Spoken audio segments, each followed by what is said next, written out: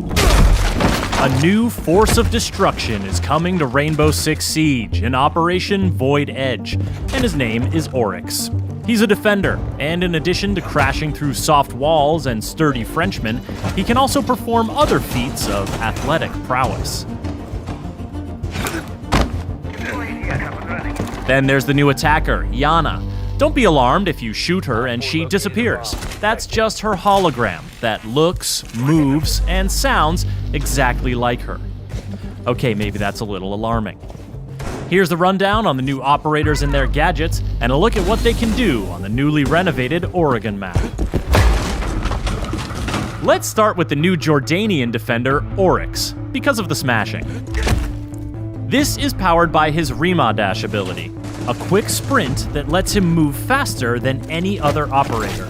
With it, he can knock attackers to the ground, including Montaigne and other shield bearers. He can also smash through barricades and unreinforced walls. Keep in mind that while barricades are a breeze, he does take some damage when crashing through a wall, so don't get too smash-happy without a friendly dock nearby unless you want to end up losing a 1v1 to wood paneling. Oryx's dash runs on charges. He can use them rapidly to dash a few times in a row, but they take time to replenish, and they reset to 0 when you bust through a wall. Gridlock's track stingers and Nomad's air jabs can interrupt his dash, and it takes a moment for him to get his gun back up after dashing. Plus, Oryx's footsteps aren't exactly subtle when he dashes. His ability is more about speed and strength. And he's got one more trick up his complete lack of sleeves. Oryx can jump up and grab open hatches, then either peek at his surroundings and drop down, or pull himself up through the hatch to the floor above. He can't do it on roof hatches, and you'll have to break open the hatch first, so choosing his Spas 12 primary over his MP5, or his bailiff sidearm over his USP 40 isn't a bad idea. But his climbing ability is independent of his Rima dash charges, so you can use these two skills in tandem. This makes Oryx a dangerous new defender who will have attackers looking over their shoulders and wondering where he'll show up next. Operation Void Edge is also bringing the attackers their own deceptive new threat, even though it's something that can't hurt the defenders at all. This is the new Dutch operator, Yana, and this is her hologram. Using her Gemini replicator gadget, Yana creates and controls a hologram that looks like her, including her headgear, uniform, and primary weapon skin.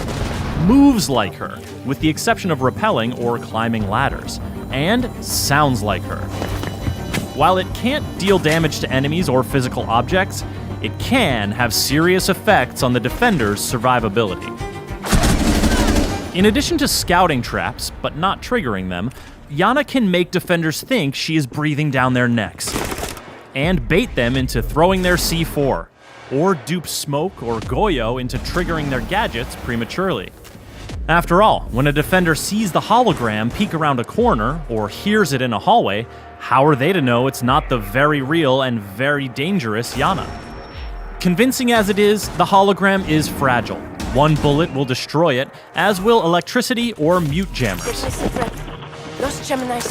Maestro's evil eyes can zap it as well, and they can detect it's a hologram by the telltale lack of warm body glow. Shooting Yana's hologram does not result in a location ping, as with Alibi's Prisma holograms, and it can't ping locations, scan enemies, or see Vigil when he's using his cloaking device. Plus, Yana can't move while her hologram is active, so defenders are temporarily safe from her ARX-200 or G36C primary weapon, or her MK1 9mm sidearm. But she doesn't just have one hologram.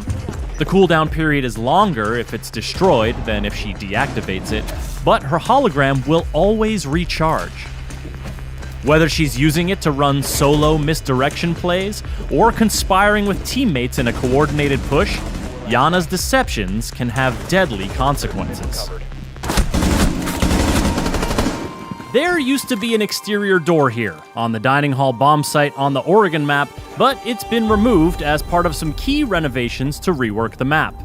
The nearby small office tower has been expanded on both levels, giving defenders more room to work with when keeping attackers at bay. The basement area has also grown, with the dorm stairs now extending down one level and connecting through a new freezer section to the old basement.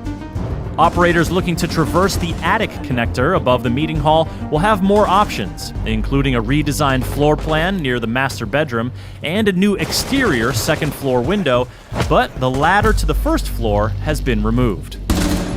You'll also find a new hallway connecting the big tower directly to the kitchen, allowing you to bypass the meeting room entirely. Operation Void Edge is also bringing some impactful gameplay updates that you'll want to know about. Changes to barricade damage will make breaking boards more consistent and less obstructive. Attacker drones will now spawn on the same side of the building as the attacker's first spawn location choice, and the player hub will be revamped for improved navigation. These updates, as well as the Oregon map rework, will be free for all players when Operation Void Edge launches.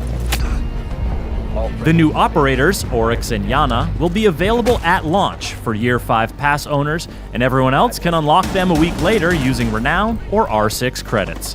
For more on Rainbow Six Siege, subscribe to our YouTube channel and visit us at news.ubisoft.com.